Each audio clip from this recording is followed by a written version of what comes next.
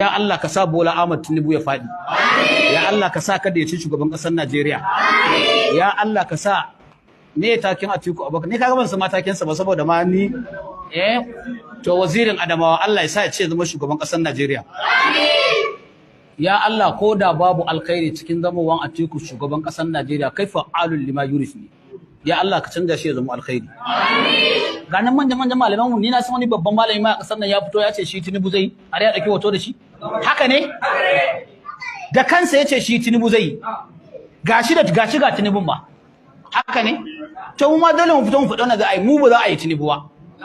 Mu kuma a teku za a yi. Insha Allah. Duk wanda ya sanya da babbar waya ya ga wannan bayanin a social media yau ya hada shi. Ya Allah duk wanda ya yada wannan da'awar da muka yi akan zaben Atiku ka zabi Tinubu.